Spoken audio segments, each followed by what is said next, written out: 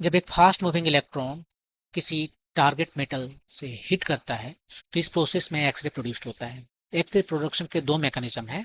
पहला मैकेनिज्म यह है कि जब इलेक्ट्रॉन मेटल टारगेट की ओर बढ़ता है तो न्यूक्लियस के पॉजिटिव चार्ज की वजह से इसमें डिसलेरेशन आ जाता है, और जब इलेक्ट्रॉन जो कि चार्ज पार्टिकल है उसमें डिसलेरेशन रहता है तब ये रेडिएशन एमिट करता है। यह इमिटेड रेडिएशन एक्सरे है, जिसे हम कंटिन्यूस एक्सरे कहते हैं या ब्रेम स्टाहलुंग एक्सरे कहते हैं।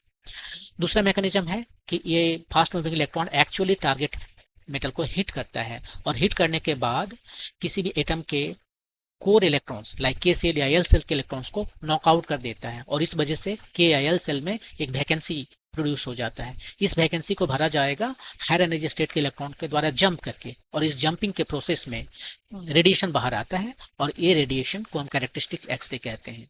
इस कैरेक्टरिस्टिक एक्सरे का फ्रीक्वेंसी या एनर्जी कंटिन्यूस एक्सरे से ज्यादा होता है। ये कैरेक्टरिस्टिक एक्सरे का फ्रीक्वेंसी को मोसलेस लॉ द्वारा दिया जाता है, जो कहता है कि square root over nu equal to A times Z minus B है, और यहाँ पर न्यू कैरेक्टरिस्टिक एक्सरे का फ्रीक्वेंसी है। ये भी दो कांस्टेंट है। जेड एटॉमिक नंबर है टारगेट मेटल का, और बी का एक स्पेशल नाम है जिसको मिस्क्रीनिंग या सीडिंग कांस्टेंट कहते हैं। मोसलेस लॉ को हम डिराइव कर सकते हैं बोस के एटॉमिक मॉडल से। आपको पता है कि बोस का एटॉमिक मॉडल वैलिड है for only one electron system. यदि एक से ज्यादा इलेक्ट्रॉन सिस्टम है तो बोस का एटॉमिक मॉडल फेल कर जाता है। लेकिन यहाँ पर जो टारगेट एटम है जिससे इलेक्ट्रॉन को नॉकआउट किया गया है और कंसिक्वेंटली हायर एनर्जी स्टेट से इलेक्ट्रॉन जंप कर रहा है, वहां पर हम डायरेक्टली बोस एटॉमिक मॉडल नहीं लगा सकते।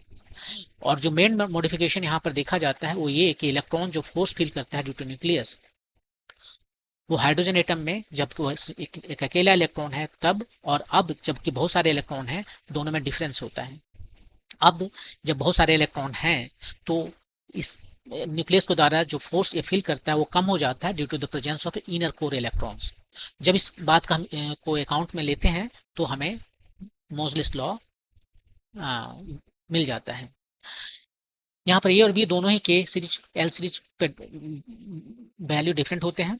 यदि हम स्क्रीनिंग या सीडिंग कांस्टेंट की बात करें तो के सीरीज के लिए इसका वैल्यू 1, एल सीरीज के लिए 7.4, एम सीरीज के लिए 19.2 और एन सीरीज के लिए 32 होता है।